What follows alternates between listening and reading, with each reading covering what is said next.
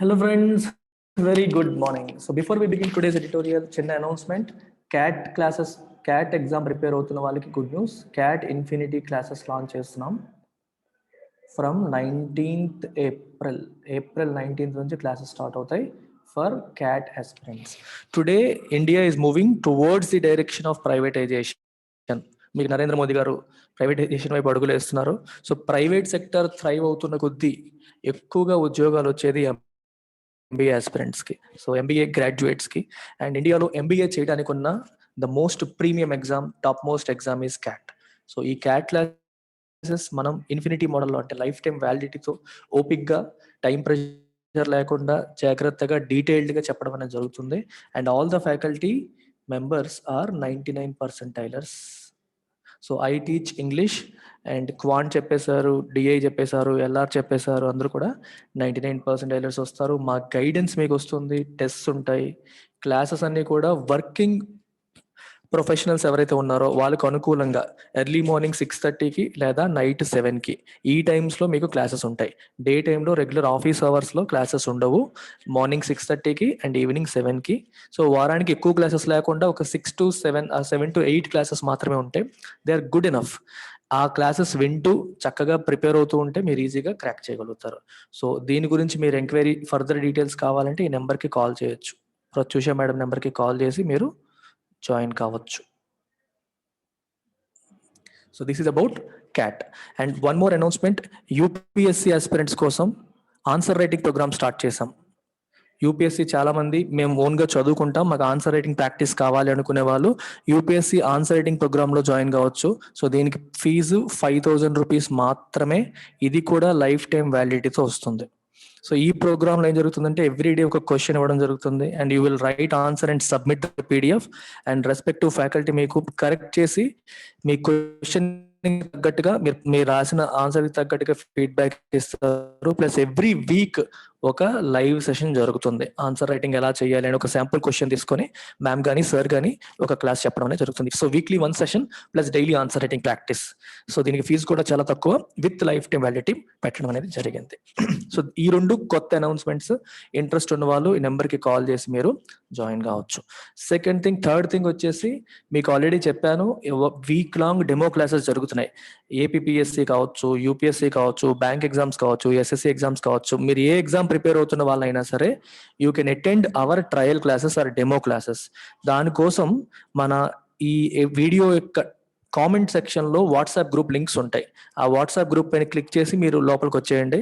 అక్కడ మీకు trial classes యొక్క లింక్స్ పెడతాను. మీరు లైవ్ అటెండ్ అయ్యి మన ఫ్యాకల్టీ మెంబర్స్ ఎలా ఉన్నారు, గ్రూప్ 2 కావచ్చు, గ్రూప్ 1 కావచ్చు, యూపీఎస్సీ కావచ్చు, బ్యాంక్ ఎగ్జామ్స్, ఎస్ఎస్సీ అన్నిటికీ కూడా ఎర్లీ మార్నింగ్ నేను షెడ్యూల్ పెడతాను, ఇవాళ ఏ క్లాసెస్ ఉంటాయని.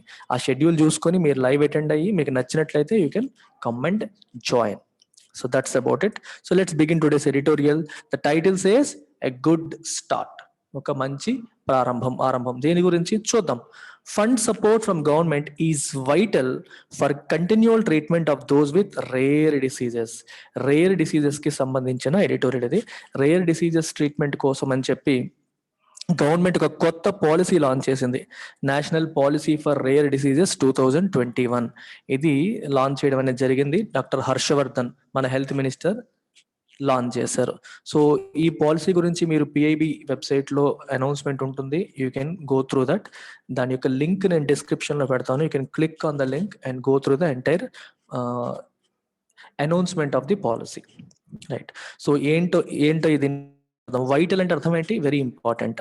ఏంటి important? Fund support from government is important. చూడండి, రేర్ డిసీజెస్ అంటే అర్థం ఏంటి? చాలా తక్కువ మందికి మాత్రమే వచ్చే డిసీజెస్, అందరిలోనూ కామన్ గా వచ్చేది కాదంటే ఒక రకంగా ఇప్పుడు కరోనాకి ఆపోజిట్ లాగా అనమాట. కరోనా ఎవరికి చూసినా వస్తుంది, దానికి ఎగ్జాక్ట్ ఆపోజిట్ చాలా తక్కువ మందికి వస్తుంది. సో అట్లాంటివి అలా తక్కువ మందికి వచ్చినప్పుడు వచ్చే ప్రాబ్లం ఏంటి చెప్పండి? ఇనఫ్ ఇన్ఫర్మేషన్ ఉండదు. సిమ్టమ్స్ ఎలా ఉంటాయి ఇలాంటి పూర్తి ఇన్ఫర్మేషన్ ఉండదు. దానిపైన ఇనఫ్ రీసెర్చ్ జరగదు. ఫార్మా కంపెనీ వాళ్ళు దానిపైన రీసెర్చ్ చేసి ట్రీట్మెంట్ కనిపెట్టడానికి అంతగా ఇష్టపడరు. ఎందుకు? వాళ్ళకి అంత బిజినెస్ అవ్వదు కదా. తక్కువ మందికి జబ్బు వస్తుందంటే దాని ట్రీట్మెంట్ కోసం వాళ్ళు రీసెర్చ్లు చేసి మందులు కనిపెట్టి చేయాలంటే ఆ కాస్ట్ ఎక్కువైపోతుంది, వాళ్ళకి బిజినెస్ ప్రాఫిట్ తగ్గిపోతుంది. సో అందువల్ల దానిపైన ఇనఫ్ రీసెర్చ్ అండ్ డెవలప్మెంట్ జరగదు, మందులు ఉండవు, ట్రీట్మెంట్ ఆప్షన్స్ తక్కువగా ఉంటాయి. అట్లాంటి వాటిని మనం రేర్ డిసీజెస్ అంటాం. రైట్. ఇలాంటి రేర్ డిసీజెస్ తో సఫర్ అయ్యే వాళ్ళని పట్టించుకునే వాళ్ళు ఉండగా సఫర్ అవుతూ ఉంటాం. అందుకని గవర్నమెంట్ ఒక కొత్త పాలసీ లాంచ్ చేసింది. సో ఆ పాలసీ డీటెయిల్స్ బాగున్నాయా బాలేవా ఏంటనేది ఎడిటోరియల్ యొక్క objective. It is binding on a welfare state to take care of every single citizen. Welfare state అంటే అర్థం ఏంటి? ఇన్ఫాక్ట్ మన DPSP directive principles of state policy ఏం చెప్తుంది? India is a welfare state. Welfare state అంటే అర్థం ఏంటి? ప్రజల సంక్షేమం కోసం పాటుపడే ప్రభుత్వం అనేది ప్రజల సంక్షేమం కోసం పాటుపడాలి అని చెప్తుంది. ఇట్ ఈస్ బైండింగ్ అనే వెల్ఫేర్ స్టేట్. అంటే వెల్ఫేర్ స్టేట్ పైన what is binding? To take care of every single citizen. ప్రతి సిటిజన్ ని కూడా చూసుకోవడం, ప్రతి సింగిల్ సిటిజన్ యొక్క గురించి కేర్ తీసుకోవడం అనేది it is binding on any welfare state. So it is binding on you. నువ్వు దాని నుంచి తప్పించుకుంటాను అనడానికి అవ్వదు. If something is binding on you, అది నీ బాధ్యత. You cannot escape from it అని అర్థం. Securing the well being of every one, particularly those unable to help themselves, irrespective of whether they constitute a critical mass or not, is important. దీని అర్థం ఏంటి? ప్రతి ఒక్కరి యొక్క వెల్ బీయింగ్ ని secure చేయడం, ప్రతి ఒక్కరి యొక్క బాగోగులు చూసుకోవడం అనేది important. That to especially those who are unable to help themselves. వాళ్ళని వాళ్ళు హెల్ప్ చేసుకోలేని పొజిషన్లో ఉన్న వాళ్ళు, ట్రీట్మెంట్ ఎఫర్ట్ చేయలేని వాళ్ళు, ఎక్కడికి వెళ్ళాలో తెలియని వాళ్ళు, అట్లాంటి వాళ్ళ యొక్క బాగోగులు చూసుకోవడం అనేది గవర్నమెంట్ యొక్క బాధ్యత, irrespective of whether they constitute a critical mass or not. ఇది చాలా important sentence. What is the meaning of critical mass? మీకు ఒక ఎగ్జాంపుల్ చెప్తాను. క్రిటికల్ మాస్ అంటే అర్థం ఏంటని. ఇప్పుడు నేను ఒక బిజినెస్ స్టార్ట్ చేశాను. చేసి ఒక 10 లక్షలు ఖర్చు పెట్టి బిజినెస్ స్టార్ట్ చేశాను. I started producing some items. ఏదో ఒక మ్యానుఫ్యాక్చరింగ్ ఇండస్ట్రీ పెట్టాను అనుకోండి, ఏవో ఐటమ్స్ ప్రొడ్యూస్ చేయడం మొదలు పెట్టాను.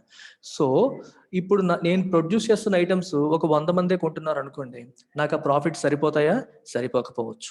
సో నేను ఎంత ఖర్చు పెట్టాను, ఎంత మంది కొంటే లేదా ఎన్ని వస్తువులు సేల్ అయితే నాకు బ్రేక్ ఈవెన్ అవుతుందని నేను లెక్క వేసుకుంటాను కదా. ఓకే, నెలకి 1000 ఐటమ్స్ సేల్ అయితే నాకు బ్రేక్ ఈవెన్ అవుతుంది. So in that case that 1000 is my critical mass. అంటే the minimum number that is required to achieve something. అంటే ఇక్కడ నేను ప్రాఫిట్ సాధించడానికి నాకు కావాల్సిన మినిమం నెంబర్ క్రిటికల్ మాస్ అయిపోయింది. అర్థమైందా? ఎలా అనమాట. ఇప్పుడు ప్రభుత్వం ఏదైనా ప్రోగ్రామ్ లాంచ్ చేయాలి అన్నప్పుడు కూడా ఆ మినిమం ఎంతమందికి ఈ మాత్రమైనా ఉంటే వాళ్ళ కోసం ప్రోగ్రామ్ లాంచ్ చేస్తాం, లేకపోతే లాంచ్ చెయ్యం అనుకునే అవకాశం ఉంటుంది కదా. ఒక 10 మంది కోసమో 20 మంది కోసమో ప్రభుత్వం ప్లాన్ చేసి ప్రభుత్వాలు లాంచ్ చేస్తుందా? జనరల్ గా చేయదు. అందుకే ఇక్కడ రాశారు అలా క్రిటికల్ మాస్ ఉందా లేదని కూడా చూడకూడదు, మినిమం ఎంతమంది ఉన్నారా లేదని కూడా చూడకూడదు. చూడకుండా ప్రతి ఒక్కరి యొక్క కేర్ గురించి కూడా ఆలోచించడం అనేది ప్రభుత్వం యొక్క బాధ్యత. That is binding on welfare state అని చెప్పి ఇక్కడ రాయడం జరిగింది. ఇప్పుడు రేర్ డిసీజెస్ తీసుకుంటే మీకు కొంతమందికే వస్తాయి, ఎక్కువ మందికి వచ్చేవాడి మీద నేను దృష్టి పెడతాను, ఎవరికో కొంతమందికి వచ్చేవాడి మీద దృష్టి పెట్టను అనకూడదు. Every single citizen is important అనేది ఇక్కడ ఉద్దేశం. అది మీరు క్యాచ్ చేస్తే సరిపోతుంది.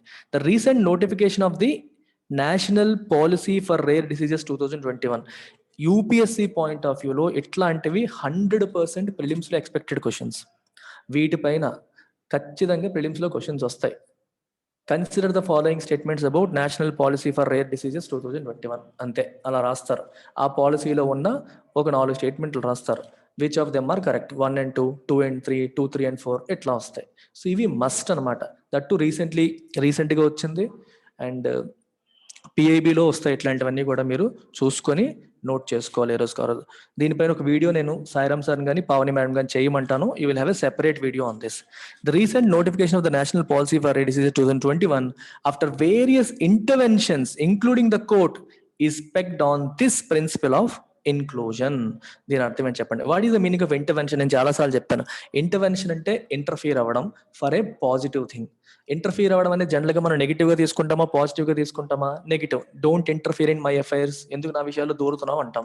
కానీ intervention is a positive thing. అంటే ఒక ప్రాబ్లం ఉంది, ఒక డిఫికల్టీ ఉంది, ఆ డిఫికల్టీని ఆ ప్రాబ్లమ్ని సాల్వ్ చేయడానికి ప్రభుత్వం కానీ ఏదైనా ఆర్గనైజేషన్ కానీ ఇంటర్ఫియర్ అయింది అనుకోండి, దాన్ని మనం ఇంటర్వెన్షన్ అంటాం. అంటే ఈ రేర్ డిసీజెస్ విషయంలో ప్రభుత్వం సరైన యాక్షన్ తీసుకోవట్లేదు అని చెప్పి కొన్ని ప్రజా సంఘాలు కానీ కోర్టులు కానీ ఇంటర్వ్యూన్ అయ్యాయి, ఇంటర్వెన్షన్ వచ్చింది. వాటన్నింటి తర్వాత ఇప్పుడు ఈ పాలసీ అనేది లాంచ్ చేయడం జరిగింది. ఈ పాలసీ కూడా ఇట్ ఈస్ పెగ్డ్ ఆన్ అంటే అటాచ్డ్, పెగ్ అయింది అంటే అటాచ్ అయింది. దేనికి అటాచ్ అయింది? On this principle of inclusion. Inclusion అంటే అర్థం ఏంటి? కలుపుకొని పోవడం, అందరినీ కలుపుకొని పోవడం, అందరినీ కూడా కలుపుకోపోవాలి, ప్రతి ఒక్కరికి హెల్ప్ అవ్వాలి అనే ప్రిన్సిపల్ మీద బేస్ చేసుకునే ఈ పాలసీ అనేది వచ్చింది అని చెప్పి అంటున్నారు. ఏ గుడ్ స్టార్ట్, ఒక మంచి ప్రారంభం ఇది. It offers financial support for one time treatment of up to 20 lakhs. ఇట్లాంటివి వస్తాయి మీకు క్వశ్చన్స్. ఇంతకుముందు 15 lakhs ఉండేది, ఇప్పుడు 20 lakhs కింద మార్చారు. Financial support for one time treatment of up to 20 lakhs. One time treatment కోసం 20 lakhs వరకు ఫినాన్షియల్ సపోర్ట్ గవర్నమెంట్ ఈ పాలసీ ద్వారా, ఈ స్కీమ్ ద్వారా ఇస్తుంది. ఆయుష్మాన్ భారత్ స్కీమ్ ఎలాగూ ఉంది, దాంట్లో భాగంగా దీన్ని ఇన్వాల్వ్ చేశారు. Introduces a crowd funding mechanism. What is the meaning of crowd funding? మనం చాలాసార్లు ఫేస్బుక్లో వాటిలో చూస్తూ ఉంటాం క్రౌడ్ ఫండ్ చేయమని. అంటే పలానా వ్యక్తి బ్లడ్ క్యాన్సర్తో బాధపడుతున్నాడని, పలానా వ్యక్తి పలానా ప్రాబ్లంతో బాధపడుతున్నారని చెప్పి మనం ఫేస్బుక్లో వాటిలో చూస్తూ ఉంటాం. So there will be a button where you can click and contribute. అంటే ఎవరైతే, ఇప్పుడు నేను ఉన్నాను, ఒక ఫ్యామిలీ ఉంది, వాళ్ళ బాబుకి ఒక లంగ్ డిజార్డర్ ఉంది, 20 లక్షలు ఖర్చు అవుతుంది, అతను ఒక డైలీ లేబర్, ఖర్చు పెట్టలేడు, మనీ తేలేడు. సో అప్పుడు ఏం చేస్తాడు తను? He can go for crowd funding. ఇది నా పరిస్థితి అని చెప్పి పబ్లిక్ లో జనాలకు తెలిసేలాగా చేస్తారు. దాతలందరూ ఎవరికి అవకాశం ఉంటే వాళ్ళు ఎంత కుదిరితే అంత పే చేస్తూ ఉంటారు. అలా పే చేయడం వల్ల ఏమవుతుంది? క్రౌడ్ అంటే మనలాంటి వాళ్ళం, జనాలంతా కలిపి ఫండ్ చేస్తున్నారు. సో ఈ క్రౌడ్ ఫండింగ్ మెకానిజం ని కూడా గవర్నమెంట్ ఇన్వాల్వ్ చేసింది. అంటే గవర్నమెంట్ తన నిధుల్లోంచే కాకుండా కార్పొరేట్స్ కానీ, ఇండివిజువల్స్ కానీ, if they want to crowd fund such disease, అంటే ఆ డిసీజెస్ ఫేస్ చేస్తున్న పేషెంట్స్ కి క్రౌడ్ ఫండ్ చేయాలంటే అవకాశాన్ని కూడా ప్రభుత్వం ఇందులో కల్పించింది. అందుకే it introduces crowd funding mechanism, creates a registry of rare diseases. Very very important ఇది. రిజిస్ట్రీ అంటే ఇప్పుడు హాస్పిటల్స్ అన్ని కూడా ఎవరికైనా సరే ఈ పర్టికులర్ కొన్ని డిఫైన్ చేస్తారు, these are the rare diseases అని డిఫైన్ చేస్తారు. ఆ డిసీజెస్ కి ఉన్న సిమ్టమ్స్ తో ఎవరన్నా వస్తే వాళ్ళ డేటా అనేది రిజిస్ట్రీలో మెయింటైన్ చేయాలి. What is the use of such registry చెప్పండి? You will have data for research. ఇప్పుడు కొత్తగా దీనిపైన ఒక రీసెర్చ్ చేయాలనుకోండి, రీసెర్చర్ ఫస్ట్ కోరుకునేది ఏంటి? డేటా. ఎలాంటి సిమ్టమ్స్ తో వస్తున్నారు, ఏజ్ గ్రూప్ వాళ్ళు వస్తున్నారు, రైట్, ఎన్నాళ్ళు పడుతుంది, ఎంతకాలం లైఫ్ స్పాన్ ఉంటుంది, ఇట్లా రకరకాల క్వశ్చన్స్ ఉంటాయి. ఈ డేటా ఉంటే గానీ వాళ్ళు ఫర్దర్ అనాలిసిస్ చేయలేరు. దానికోసం you need to have a central data base. అందుకని ఒక రిజిస్ట్రీ ఆఫ్ రేర్ డిసీజెస్ ని కూడా క్రియేట్ చేసింది. And provides for early detection. దీని అర్థం ఏంటి? ఎర్లీగా ఆ డిసీజెస్ ని డిటెక్ట్ చేసేలాగా గవర్నమెంట్ హాస్పిటల్స్ లోను వాటిల్లోనూ ఇన్ఫ్రాస్ట్రక్చర్ ని అవైలబుల్ గా ఉంచడం, ప్రజలకి ఆ ఇన్ఫర్మేషన్. రేర్ డిసీజెస్ తో ఉన్న పెద్ద ప్రాబ్లం ఏంటంటే, జనరల్ గా మనం వెళ్ళే ప్రైమరీ ఫిజిషియన్స్ కానీ వీళ్ళందరికీ కూడా వాళ్ళకి వాటిపైన అవగాహన లేనప్పుడు, వాళ్ళు జనరల్గా, ఇప్పుడు నేను ఒక జనరల్ మెడిసిన్ డాక్టర్ అనుకోండి, అనుకున్నప్పుడు నాకు జనరల్గా నా దగ్గరికి వచ్చే కేసెస్లో 99% ఆ జ్వరానికో, దగ్గుకో, జలుబుకో, జనరల్గా కామన్గా మనం రోజు ఫేస్ చేసే వ్యాధులతోనే వస్తారు. సడన్ గా ఎవడో ఒకడు డిఫరెంట్ సిమ్టమ్స్తో వస్తాడు, లేదా డిఫరెంట్ ఇది వస్తుంది. ఈయనకి వెంటనే మైండ్ స్విచ్ ఆన్ అవుతుందా? అవ్వదు. మనం ఏదైతే రోజు చూస్తామో వీ టెన్ టు ఫీల్ ఇది కూడా వీటిల్లో ఏదో ఒకటి అనుకుంటాం తప్పితే ఇది ఒక రేర్ డిసార్డర్ అయి ఉంటుంది అనేది వెంటనే ఏ డాక్టర్కి స్ట్రైక్ అవుతుంది. ఇది చాలా కామన్. ఇది మా మిస్సెస్ యాక్చువల్గా క్యాన్సర్ స్పెషలిస్ట్. సో చాలా వరకు గైనకాలజీకి సంబంధించిన క్యాన్సర్స్ గైనకాలజిస్టులు వెంటనే, అంటే రెగ్యులర్ గైనిక్ ఇష్యూస్ లాగే తీసేసుకుంటారు. ఇది క్యాన్సర్ అయి ఉంటుంది అని కొంతమంది చెప్పలేకపోవచ్చు. అది అంటే వాళ్ళ తప్పని కాదు, బికాస్ దే లుక్ ఒక 99-100% ఒకేలాంటి కేసెస్ ఎప్పుడు చూసేటప్పుడు ఒక్కటి వేరే సిమ్టమ్తో వచ్చినా సరే అది వేరేది అని అనుమానించకపోవడం అనేది ప్రాబ్లం అయిపోతుంది. డాక్టర్స్ కావాలని తప్పు చేయరు, తెలియకుండా జరుగుతుంది. సో ఇది ఒక ఇష్యూ అనమాట. అందుకని ఎర్లీ డిటెక్షన్ అయ్యేలాగా ప్రాబబ్లీ వాళ్ళని ట్రైన్ చేయడం కావచ్చు, డిఫరెంట్ సెంటర్స్ పెట్టడం కావచ్చు, ఇట్లాంటి ఆస్పెక్ట్స్ పైన కూడా గవర్నమెంట్ ఈ పాలసీలో దృష్టి పెట్టింది. సో ఈ డీటెయిల్స్ అన్ని కూడా మీకు సెపరేట్ వీడియోలో మేడం గాని సార్ గాని చెప్తారు, చూడండి. In its final form, however, the policy has left the rare diseases lobby sorely disappointed అనే క్రూషియల్ నోట్. ఒక విషయంలో మాత్రం ఈ రేర్ డిసీజెస్ మీద ఒక లాబీ ఉంది. అంటే రేర్ డిసీజెస్ పైన పాలసీ తీసుకురావాలి, వాళ్ళకి హెల్ప్ చేయాలని చెప్పి ఎవరెవరైతే పోరాటం చేస్తున్నారో వాళ్ళందరూ ఒక విషయంలో దే వర్ సోర్లీ డిసప్పాయింటెడ్, చాలా ఎక్కువగా డిసప్పాయింట్ అయ్యారు ఒక క్రూషియల్ విషయంలో. ఏంటది? Rare diseases are broadly defined as diseases. ఏంట విషయం చూద్దాం. That infrequently occur in a population and 3 markers are used. అసలు రేర్ డిసీజెస్ ని ఎలా డిఫైన్ చేస్తాం మనం? As diseases that infrequently occur. Frequent గా వచ్చేవి కాదు అవి, ఇన్ఫ్రీక్వెంట్ గా, చాలా రేర్, పేరులో ఉంది కదా రేర్, చాలా తక్కువగా వచ్చేవి in a population. And 3 markers are use. Rare diseases identify చేయడానికి 3 మార్కర్స్. ఏంటవి? ఒకటి, total number of people with the disease. ఈ రేర్ డిసీజ్ వచ్చిన పీపుల్ ఎంతమంది, ఇట్స్ ప్రివిలెన్స్ ఎంతవరకు స్ప్రెడ్ అయింది, ఒక చోట ఉందా, ఎక్కువ ఏరియాల్లో స్ప్రెడ్ అయిందా? స్ప్రెడ్ అవ్వదు. ఫస్ట్ ఆఫ్ ఆల్ చాలా తక్కువ చోట ఉంటుంది. ఏ ఏరియాల్లో ఉంది అని అర్థం అనమాట, right? And availability and non availability of treatment options. ఇంకోటి ఏంటి, అవైలబిలిటీ మరియు non availability of treatment options. WHO defines rare disease as having a frequency of less than 6.5 to 10,000 people అంట. WHO ఏమని డిఫైన్ చేస్తుంది దీన్ని? As having a frequency of less than 6.5, అంటే 10,000 మందిలో కేవలం 10 మంది లేదా అంతకంటే తక్కువ మందికి మాత్రమే వచ్చే డిసీజ్ని రేర్ డిసీజ్ అని చెప్పి WHO డిఫైన్ చేస్తుంది. ఇది కూడా చూడండి, availability and non availability of treatment option. ఈ 3 మార్కర్స్, ఎంతమందికి వస్తుంది, ఎన్ని చోట్ల ఉంది, మరియు ట్రీట్మెంట్ ఆప్షన్స్ ఉన్నాయా లేవా, ఈ 3 ఆస్పెక్ట్స్ బట్టి ఒక రేర్ డిసీజ్ని డిఫైన్ చేస్తారు. WHO ఏమని చెప్తుంది, 10,000 మందిలో 10 మందికి మాత్రమే వచ్చేలాంటి డిసీజ్ని రేర్ డిసీజ్ అని WHO డిఫైన్ చేస్తుంది. As per and estimate, there are 7,000 known rare diseases with an estimated 300 million patients in the world and 70 million are in India. World wide తీసుకుంటే 7,000 రేర్ డిసీజెస్ ఉన్నాయి, 300 మిలియన్ అంటే 30 కోట్ల పేషెంట్లు ఉన్నారు world wide. అందులో 7 కోట్ల మంది, 70 million patients are in India. According to the Organization for Rare Diseases India, these include ఏంటి డిసీజెస్, కొన్ని చూడండి. ఇన్హెరిటెడ్ క్యాన్సర్స్, అంటే మన పేరెంట్స్ నుంచి, మన పెద్దవాళ్ళ నుంచి ఇన్హెరిట్ చేసుకున్న క్యాన్సర్స్, వంశపారంపర్యంగా వచ్చే జబ్బులు ఉంటాయి, జెనెటిక్ డిసీజెస్ లాంటివి అనమాట, అట్లాంటివి. ఆటో ఇమ్యూన్ డిజార్డర్స్, ఇది చాలా కామన్ గా మనం వింటాం. What is auto immune disorder? Immunity అంటే అర్థం ఏంటి, మన బాడీలోకి ఏదన్నా ఫారెన్ బాడీ ఎంటర్ అయినప్పుడు, అంటే మనకి ఏదన్నా డిసీజ్ కాదు మైక్రో ఆర్గానిజం లోపలికి ఎంటర్ అయితే దాన్ని ఫైట్ చేయడానికి మన ఇమ్యూన్ సిస్టమ్, మన తెల్ల రక్త కణాలు యాంటీబాడీస్ ని ప్రొడ్యూస్ చేస్తాయి. కొన్నిసార్లు ఏమవుతుందంటే నిజంగా ఈ లోపల నుంచి ఏమీ రావు, బయట నుంచి ఏది లోపలికి ఎంటర్ అవ్వదు, కానీ ఏదో ఎంటర్ అయిపోయింది అని ఫీల్ అయిపోయి మన వైట్ బ్లడ్ సెల్స్ యాక్టివేట్ అయిపోయి యాంటీబాడీస్ ప్రొడ్యూస్ చేస్తాయి అనుకోండి. ఈ యాంటీబాడీస్ ఆ ఫారిన్ మైక్రో ఆర్గానిజమ్స్ బదులు, అంటే బయట నుంచి వచ్చిన ఈ బ్యాక్టీరియాని, వైరస్ల బదులు మన ఓన్ సెల్స్ ని డ్యామేజ్ చేస్తాయి కొన్నిసార్లు. దాన్నే ఆటో ఇమ్యూన్ డిసీజ్ అంటాం. అర్థమైందా? మన ఇమ్యూనిటీ మనకే ఇబ్బంది పెట్టడం, ఏదో వచ్చేసింది అని మన ఇమ్యూన్ సిస్టమ్ యాక్టివేట్ అయిపోయి యాంటీబాడీస్ ని ప్రొడ్యూస్ చేసి, యాంటీబాడీస్ మన సెల్స్ నే, ఆరోగ్యంగా ఉన్న మన సెల్స్ నే డ్యామేజ్ చేస్తాయి కొన్ని డిసీజెస్ లో. ఎగ్జాంపుల్ రొమటాయిడ్ ఆర్థరైటిస్ అంటారు, చాలా డిసీజెస్ ఉంటాయి, వీటిని ఆటో ఇమ్యూన్ డిసీజెస్ అంటారు అన్నమాట. ఇది ఒక రేర్ డిజార్డర్. అలాగే కాంజెనిటల్ మాల్ ఫార్మేషన్స్, కాంజెనిటల్ అంటే పుట్టుకతో వచ్చిన వాటిని కాంజెనిటల్ అంటారు. Okay, occurring from the birth, పుట్టుక నుంచి ఉన్న వాటిని కాంజెనిటల్ అంటారు. మాల్ ఫార్మేషన్ అంటే అర్థం ఏంటి, బాడీలో పార్ట్స్ సరిగ్గా ఫామ్ అవ్వకపోవడం, హార్ట్ కానీ బ్రెయిన్ కానీ అందరికీ ఉండేలాగా నార్మల్ గా ఉండకుండా ఫామ్ అవ్వకపోవడం కాంజెనిటల్ మాల్ ఫార్మేషన్స్. అలాగే హిర్ష్స్ప్రుంగ్స్ డిసీజ్, ఇది ఇంకా నేను పూర్తిగా చూడలేదు దీని గురించి. గోషే డిసీజ్, ఇది గాషర్ అనకూడదు, Gaucher disease. Cystic fibrosis, muscular dystrophies and lysosomal storage disorders. So వీటిలో చాలా వరకు ఏంటంటే ఎంజైమ్ బేస్డ్ డిజార్డర్స్ అనమాట. ఎంజైమ్స్ సఫిషియంట్ ఎంజైమ్స్ లేకపోవడం వల్ల ఫ్యాట్స్ ఫామ్ అయిపోవడం, అవి అరగకపోవడం, డైజెస్ట్ అవ్వకపోవడం, లివర్లోను స్ప్లీన్లోను ఇట్లాంటి వాటిల్లో ఫ్యాట్స్ ఫామ్ అయిపోయి డైజెస్ట్ అవ్వకపోవడం లాంటి డిసీజెస్ ఇవన్నీ. సో అన్నిటి గురించి నేను చదవలేదు, నాకు తెలిసిన వరకు మీకు చెప్పాను. You can check if you want. Much of the effort in the sector from the medical side has been to evolve formal definitions. ఈ రేర్ డిసీజెస్ సెగ్మెంట్ లో మెడికల్ సైడ్ నుంచి ఎఫర్ట్ దేని వైపు ఉందంట, to evolve formal definitions.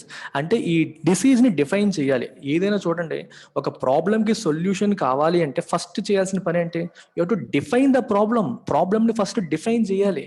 Evolve అంటే develop gradually. ఈ అంటే ఆ ప్రాబ్లంకి ఎలా డిఫైన్ చేస్తాము, ఎలాంటి వ్యక్తులకు వస్తుంది, ఎలాంటి సిమ్టమ్స్ ఉన్నాయి, ఎలాంటి ట్రీట్మెంట్ ఆప్షన్స్ ఉన్నాయి, వీటిని మనం ఫార్మల్ డెఫినేషన్ కింద తీసుకోవచ్చు. మెడికల్ సైడ్ నుంచి ఈ రేర్ డిసీజెస్ వైపు జరుగుతున్న మెయిన్ ఎఫర్ట్ కంట్రిబ్యూషన్ ఏంటంటే to evolve formal definitions in the hope that it would support the development of and commercialisation of drugs for treatment. ఎందుకు, మీకు ఇందాకే చెప్పాను, మనకి ఒక ప్రాబ్లమ్ ని మనం కరెక్ట్ గా డిఫైన్ చేస్తేనే కదా దానిపైన ఫార్మా కంపెనీస్ వర్క్ చేస్తాయి, రీసెర్చ్ చేస్తాయి. ఇది పలానా ప్రాబ్లం, ఇలాంటి సిమ్టమ్స్ వస్తాయి, ఇలాంటి కారణాల వల్ల వస్తాయి, రీజన్స్ ఇవి అన్నప్పుడు అవి దాన్ని ఎలా అరికట్టాలి అనే ఆలోచనలు వస్తాయి. డ్రగ్స్ పైన రీసెర్చ్ జరగడం జరుగుతుంది, కమర్షియలైజేషన్ జరుగుతుంది, పేటెంట్ చేస్తారు.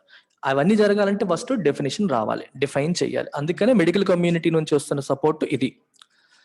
And improve funding for research and research అదే చెప్తున్నాను మీకు ఇప్పుడు. పేషెంట్ సపోర్ట్ గ్రూప్స్ ఏమని అడుగుతున్నాయి? మెడికల్ కమ్యూనిటీ నుంచి వచ్చిన కంట్రిబ్యూషన్ అంటే డిసీజెస్ ని చక్కగా డిఫైన్ చేయడం.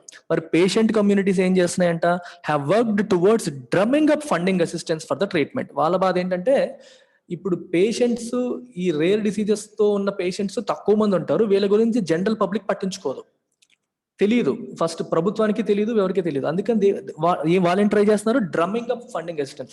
డ్రమ్మింగ్ అప్ అంటే అర్థం ఏంటి? What is the meaning of drum up something? Drum up something అంటే అర్థం ఏంటంటే you try to get assistance for something. ఏంటి అసిస్టెన్స్? Funding assistance. ఆ ట్రీట్మెంట్ కోసం ఫండింగ్ వచ్చేలా చేయడానికి వాళ్ళ వైపు నుంచి వాళ్ళు పోరాటం చేస్తున్నారు. ఇవి కొత్తవి, వీళ్ళ గురించి పట్టించుకోండి, వదిలేయొద్దు అని చెప్పి వాళ్ళు ఫైట్ చేస్తున్నారు. It could be one time or continual. కొన్ని డిసీజెస్ కి వన్ టైం ట్రీట్మెంట్, కొన్నిటికి కంటిన్యూవల్ ట్రీట్మెంట్, ఆగదు, ఇంకా జరుగుతూనే ఉంటుంది, మళ్ళీ ఫ్రీక్వెంట్ ఇంటర్వెల్స్ లో చేస్తూనే ఉండాలి. The notification of the policy comes as a logical conclusion on a long fought battle. అర్థమవుతుందా? ఈ నోటిఫికేషన్ అనేది ఎలా వచ్చింది? Comes as a logical conclusion to a long fought battle. ఎప్పటి నుంచో పోరాటం చేస్తున్న ఈ యుద్ధానికి ఒక కన్క్లూజన్ లాగా ఈ పాలసీ నోటిఫికేషన్ అనేది వచ్చింది. అండ్ యెట్ అయినప్పటికీ stop short of delivering the complete mandate. వాళ్ళు కోరుకున్న మొత్తం ఇవ్వగలిగిందా? ఇవ్వలేదు. It stops short. ఇప్పుడు చూడండి, if someone stops short of a goal, వాళ్ళు గోల్ రీచ్ అవ్వలేదు, దగ్గరలో ఆగిపోయారు. ఇక్కడ చూసారా, ఇక్కడ మ్యాండేట్ అంటే అర్థం ఏంటి? మ్యాండేట్ అనే దానికి మల్టిపుల్ మీనింగ్స్ ఉన్నాయి. పొలిటికల్ మ్యాండేట్ అంటారు, రాజకీయ తీర్పు. ఎలక్షన్ మ్యాండేట్, ఎలక్షన్స్, ఎన్నికల తీర్పు, అలా అని ఒక meaning. And what is your mandate అంటే నీ బాధ్యత ఏంటి? It is RBI's mandate to maintain inflation in the range of 2% to 6% అన్నారనుకోండి. ఆర్బీఐ యొక్క రెస్పాన్సిబిలిటీ ఎందుకు? గవర్నమెంట్ ఆఫ్ ఇండియా చెప్పింది. Government of India mandated reserve bank of India to maintain inflation in the range of 4 ± 2%. Okay, so it is officially required to do that. Mandate అంటే అర్థం ఏంటి? Official requirement. అలాగే government కూడా complete గా చేయాల్సింది చెయ్యలేదు, సగంలో ఆగిపోయింది, కొంచెంలో ఆగిపోయింది అని అర్థం. ఎందుకు ఆగిందో చూడండి. యాజ్ పర్ ది పాలసీ ప్రకారం diseases such as LSD for which definitive treatment is available but costs are prohibitive have been categorised as group 3. దీని అర్థం ఏంటో చూద్దాం, ఎందుకని రాశారో కూడా చూద్దాం. LSD అని చూసారా? Lysosomal storage disorder. First group 3 అనే పదం ఇక్కడ వాడడం జరిగింది. అసలు గ్రూప్ 1, గ్రూప్ 2, గ్రూప్ 3 ఏంటి కదా? ఈ పదాలు ఎందుకు వచ్చాయో కూడా మనం ఒకసారి చూద్దాం. డిసీజెస్ ని 3 కేటగిరీస్ కింద డివైడ్ చేయడం అనేది జరిగింది. ఆ 3 కేటగిరీస్ ఏంటో కూడా ఒకసారి నేను చెప్తాను, వినండి. మొదటి కేటగిరీ గ్రూప్ 1. గ్రూప్ 1 కేటగిరీలో ఏంటంటే disorders amenable to one time curative treatment. అంటే ఒకసారి ట్రీట్మెంట్ ఇస్తే సరిపోతుంది అనుకునే disorders group 1. One time, continue life long ఎక్కర్లేదు, వన్ టైం ఇస్తే చాలు, they are group 1 category. Group 2 category ఏంటి? Those requiring long term or life long treatment. Life long treatment ఇవ్వాల్సి వచ్చినవి గ్రూప్ 2 కేటగిరీ. గ్రూప్ 3 కేటగిరీ ఏంటి? డెఫినిటివ్ ట్రీట్మెంట్ ఈజ్ అవైలబుల్ కానీ challenges చాలా ఎక్కువగా ఉన్నాయి. అంటే ఫర్ ఎగ్జాంపుల్ చూసారు, ఇక్కడ ఏం రాశారు?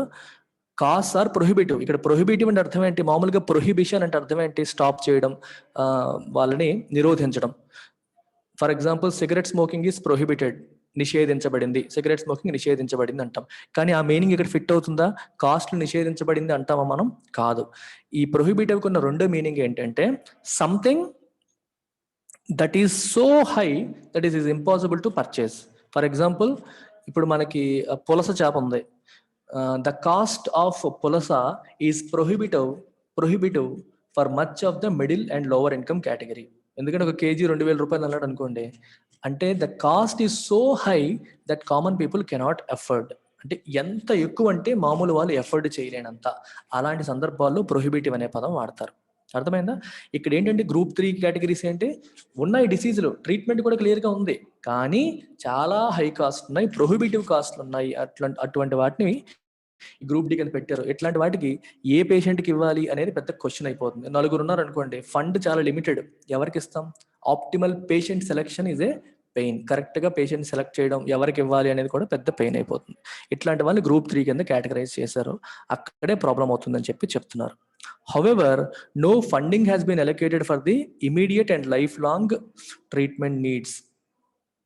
for the therapies already approved by the Drug Controller General of India. ఇప్పుడు మన ఇండియాలో drugs controller general of India వాళ్ళు కొన్ని ట్రీట్మెంట్స్ అప్రూవ్ చేశారు. ఇప్పుడు రెగ్యులర్గా ఉన్న వేరే ట్రీట్మెంట్ ఎక్స్పెన్సివ్ అయితే మానేయచ్చు, కానీ వీళ్ళు అప్రూవ్ చేసిన ట్రీట్మెంట్స్కి ఇవ్వచ్చు కదా, అది కూడా ఇవ్వట్లేదని అర్థం అనమాట. The immediate and life long treatment needs for therapies already approved by drugs control general of India. Expert point out that the cost to help already diagnosed patients might be in the range of 80 to 100 crore annually. So వీళ్ళందరికీ annual cost ఎంత ఉండొచ్చు అంటున్నారు, 80 నుంచి 100 కోట్ల రూపాయలు గవర్నమెంట్కి ఖర్చు ఉండొచ్చు అని చెప్పి ఎక్స్పర్ట్స్ పాయింట్ అవుట్ చేస్తున్నారు. If the centre can extend the cost sharing agreements that it has worked out with Kerala, Tamil Nadu and Karnataka with other states to it share of the annual cost will be halved. Centre ఈ cost sharing agreements చేసుకుంది కొన్ని states, ఎవరితో, కేరళతో, తమిళనాడుతో, కర్ణాటకతో. So నేను కొంచెం మీరు కొంచెం పెట్టుకుందామని.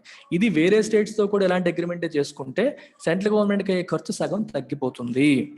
The center can, however, still set aside a substantial corpus to fund life-saving treatments even as it rolls out the policy. So center ఏం చేయొచ్చు, సబ్స్టాన్షియల్ కార్పస్ అంటే ఫండ్, ఒక ఇంత అమౌంట్ అని అర్థం. సబ్స్టాన్షియల్ అంటే ఇనఫ్ అమౌంట్, దాన్ని పక్కన పెట్టి దేనికోసం, టు ఫండ్ లైఫ్ సేవింగ్ ట్రీట్మెంట్స్ని ఫండ్ చేయడం కోసం ఒక సబ్స్టాన్షియల్ అమౌంట్ని పక్కన పెట్టాలి. Even as it rolls out the policy. ఒకవైపు పాలసీ రోల్ అవుట్ చేస్తున్నప్పుడు కూడా సెంటర్ అది పూర్తయ్యే అంటే ఇంకా మొత్తం అగ్రిమెంట్స్ అన్ని అవ్వకముందే కొంత మనీని పక్క పెట్టుకోవడం అనేది మంచిది అనే సెన్స్ అక్కడ వస్తుంది. Doing so will not only complete a job well began. అలా చేయడం వల్ల ఏమవుతుంది, will not only complete a job well began. మంచిగా ఒక మంచి ప్రోగ్రామ్ మీరు స్టార్ట్ చేశారు, అది మంచిగా కంప్లీట్ అవుతుంది. Even if not half done, but also cement its commitment towards the welfare of every citizen in India. Cement అంటే బలపరచడం. సిమెంట్ ఏం చేస్తుంది, ఇట్ మేక్స్ ఇట్ స్ట్రాంగ్ కదా, గట్టిగా నిలబెడుతుంది గోడని. అలాగే ఎవ్రీ సిటిజన్ ఆఫ్ ఇండియా యొక్క వెల్ఫేర్ కోసం ప్రభుత్వానికి ఉన్న కమిట్మెంట్ ని అది బలవర్ధకం చేస్తుంది, సిమెంట్ చేస్తుంది, స్ట్రెంగ్తెన్ చేస్తుంది. ఎప్పుడు, if the government sets aside a substantial amount of fund for these life saving treatments, అలా చేసినప్పుడు అది జరుగుతుంది. Right, so that's about it. Take care, bye.